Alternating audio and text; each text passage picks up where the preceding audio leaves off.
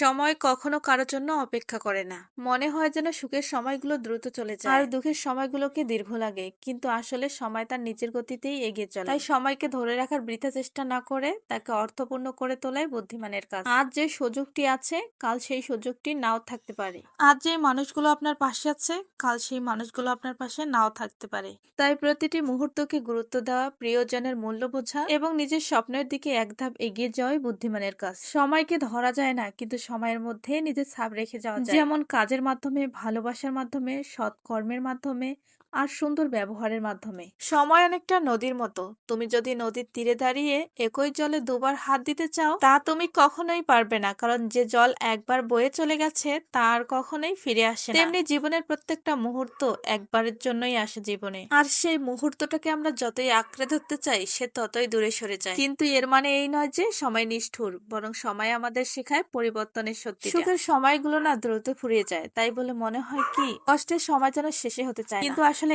সময় একই গতিতে চলে, আমাদের অনুভূতি তার গতি বদলে দেয়। তাই সময়কে দোষ না দিয়ে আমাদের অনুভূতির দৃষ্টিভঙ্গি বদলানো প্রয়োজন, কারণ সময়ের কাজ হলো এগিয়ে চলা, আর আমাদের কাজ হলো সেই চলার সঙ্গে তাল মিলিয়ে জীবনকে অর্থপূর্ণ করে তোলা। সময় কাউকে বিশেষ সুযোগ দেয় না, আবার কাউকে বঞ্চিতও করে না। যে সময়ের মূল্য বোঝে না সে সময়কে কাজেও লাগায় না, যে অবহেলা করে সে পরে আফসোস করে।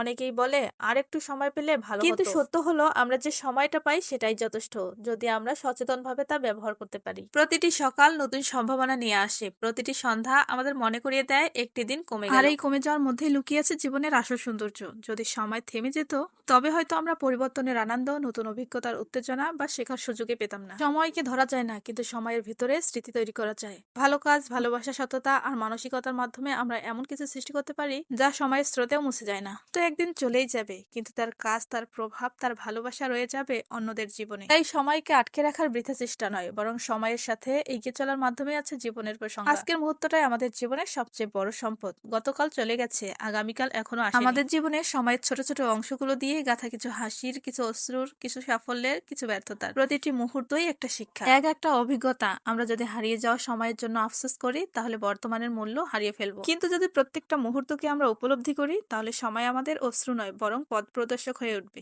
সময় শেখায় ধৈর্য, শেখায় পরিবর্তনকে মেনে নিতে। মনে রাখবেন, আজ যা কষ্ট কাল তা শক্তিতে পরিণত হবে, যা স্বপ্ন কাল তা পূর্ণতার পথে হাঁটতে পাবে। তাই সময়কে ভয় না পেয়ে তাকে সঙ্গী করে এগিয়ে চলায় জীবনের আসল সাহস। শেষমেশ সময়কে ধরে রাখার চেয়ে গুরুত্বপূর্ণ হলো সময়ের ভেতরেই নিজেকে তৈরি করা। যেন একদিন পিছনে তাকিয়ে বলতে পারেন, সময় চলে গেছে, কিন্তু আমি সময়কে অর্থহীন হতে দেই। এই উপলব্ধির মাধ্যমে আছে শান্তি, আছে পূর্ণতা, আর আছে জীবনের সত্যিকারের সাহস। সারাদিনের তুলনায় বিকেলের দিকে কিন্তু আমরা একটু ফ্রি থাকি, তো এই সময়টাকে আমি কাজে লাগিয়ে একটা নাস্তা রেসিপি করে নিয়েছি। সবটাই তো আপনারা দেখেছেন কিভাবে কি করেছি।